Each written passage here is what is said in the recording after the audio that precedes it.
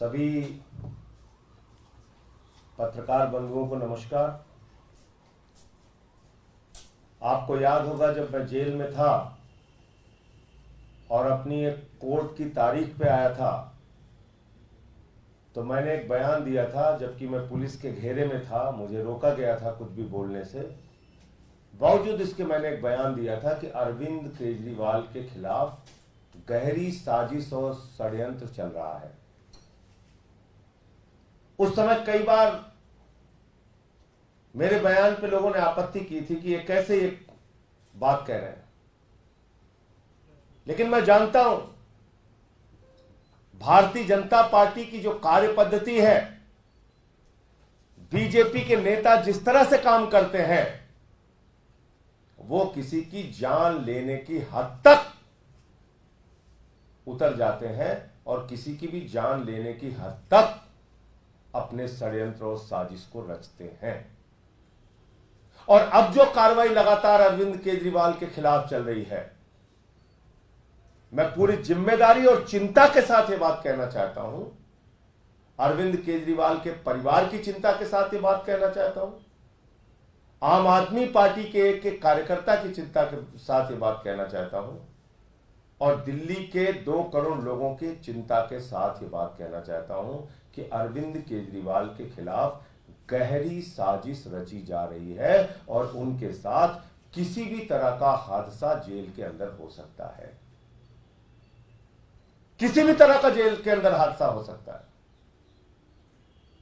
क्योंकि एक निर्वाचित 3 बार के निर्वाचित मुख्यमंत्री के साथ जिस तरह से आतंकियों जैसा व्यवहार किया जा रहा है, आतंकवादियों जैसा व्यवहार किया जा रहा है, वो आप सब खुलेआम देख रहे हैं।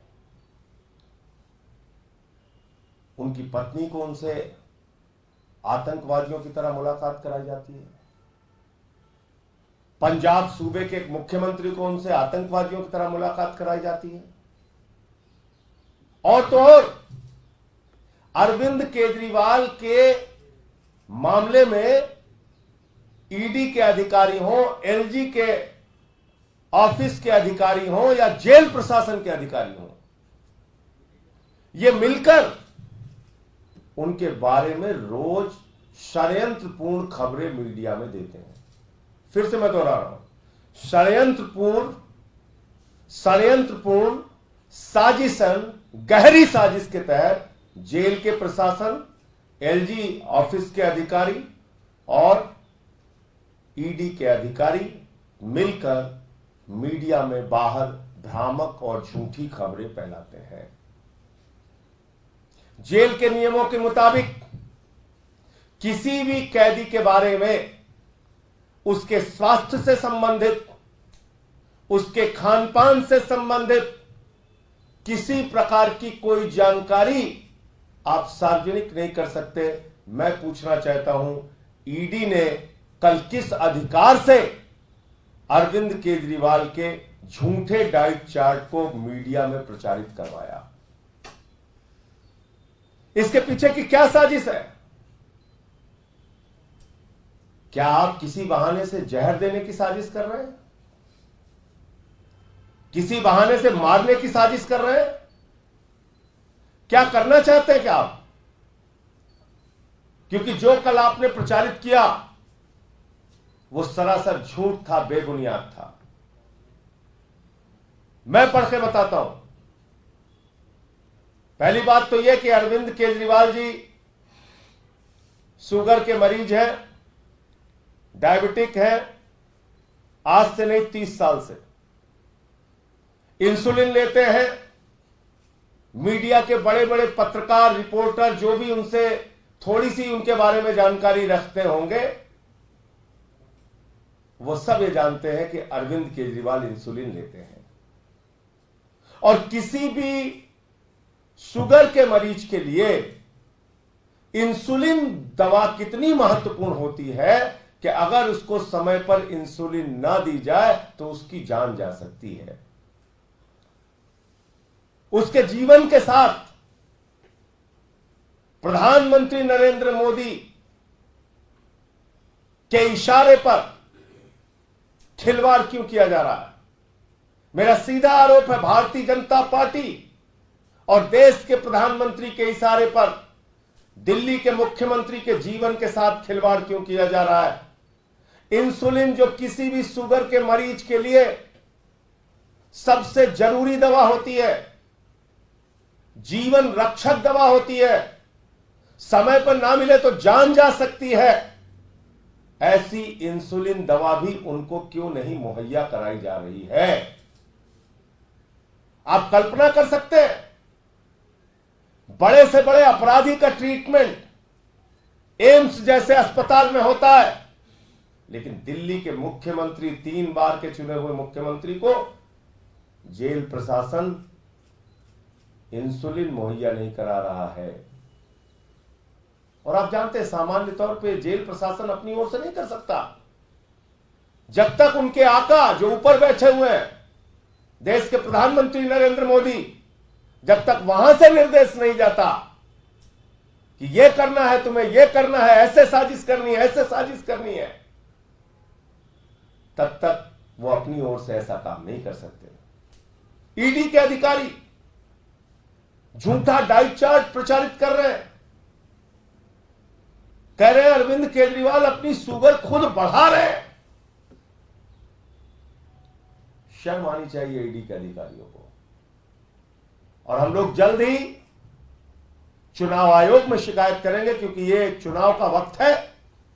हमारी पार्टी के नेता को बदनाम करने के लिए जेल प्रशासन के जो अधिकारी शामिल हैं इस साजिश में, एलजी ऑफिस के जो अधिकारी शामिल हैं इस साजिश में, ईडी के जो अधिकारी इस साजिश में शामिल हैं, अरविंद केजरीवाल की जिंदगी और जीवन के साथ खिलवाड़ करने की साजिश में जो लोग शामिल हैं, उनके विरुद्ध निलंबन की कार्रवाई की जाए, उनके विरुद्ध सख्त प्रशासनिक कार्रवाई की जाए। हम चुनाव आयोग से मिलकर और भारत के राष्ट्रपति से मिलकर इसकी भी मांग करेंगे। आपने मजाक बना रखा है, आप कुछ भी करेंगे, इंसुलिन की दवा नहीं देंगे। एक आदमी की जिंदगी के साथ आप खिलवाड़ कर रहे हैं, मजाक उड़ा रहे हैं। मैं पढ़ के सुनाता हूं उनकी शुगर की रिपोर्ट।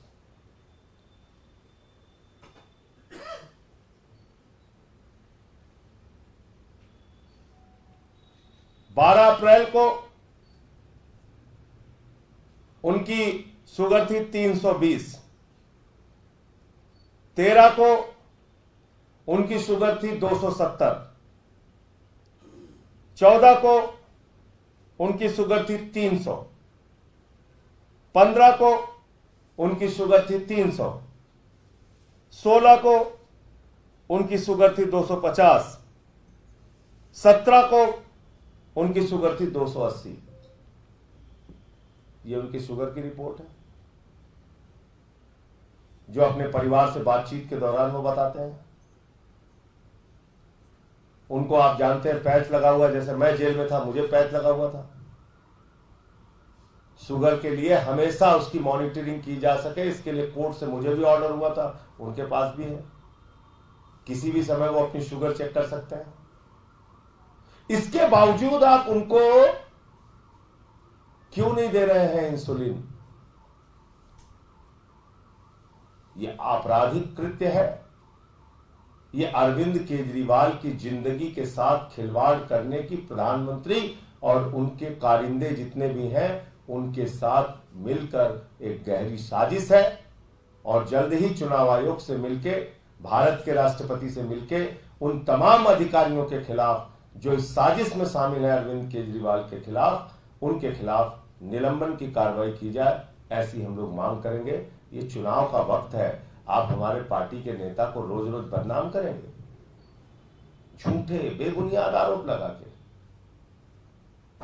मैं तो 6 महीने जेल में रह के आया हूं। मैं बता सकता हूं किसी की निजी जानकारी आप सार्वजनिक कर रहे हैं,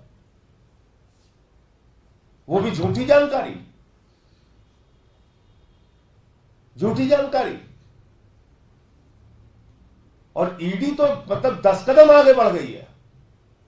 जिस मामले में न्यायालय में मामला विचाराधीन है, जिस याचिका पे, जिस एप्लीकेशन पे न्यायालय का फैसला नहीं आया, उसको ईडी सार्वजनिक कर रही है।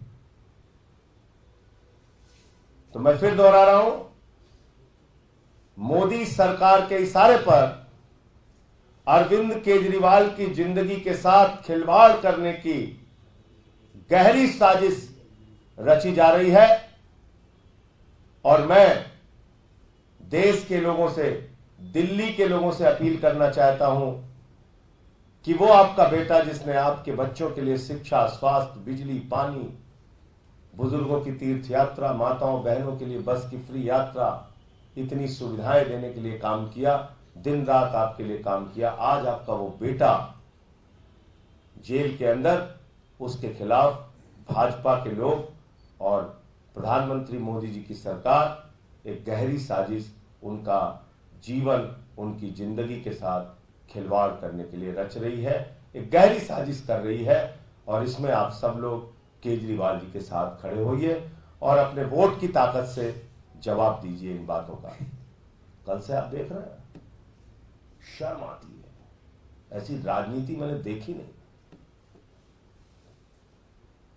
मीडिया के लोग मजाक उड़ा रहे हैं अरविंद केजरीवाल का। माफ कीजिएगा मेरी बात बुरी लगे तो, थोड़ा पता तो कर लेते आप, सही जानकारी तो ले लेते।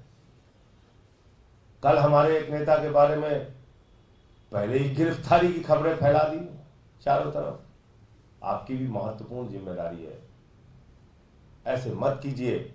इस साजिश का हिस्सा मीडिया के लोगों को बिल्कुल नहीं बनना चाहिए। आप सावधानी से सारी खबरों की पहले जांच पड़ताल कर लीजिए, फिर आप दिखाइए, जो सच है उसको दिखाइए। भाजपाई कल से ड्रामेबाजी कर रहे हैं, मजाक उड़ा रहे हैं अरविंद केजरीवाल की बीमारी का। शर्म नहीं आती तुम्हें?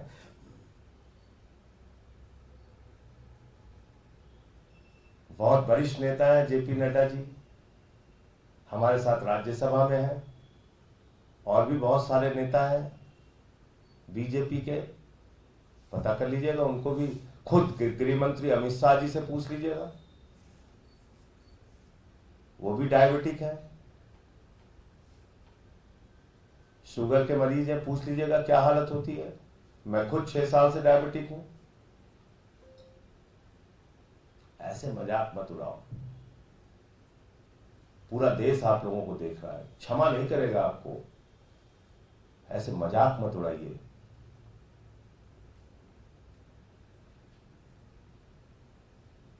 मतलब कल से मैं देख रहा हूं बीजेपी के लोग ऐसे मजाक उड़ा रहे हैं अरविंद केजरीवाल की बीमारी का। कोई कुछ बोले जा रहा है, कोई कुछ बोले जा रहा है, कोई कुछ बोले जा रहा है। क्या है ये? इतना नीचे स्तर पर राजनीति।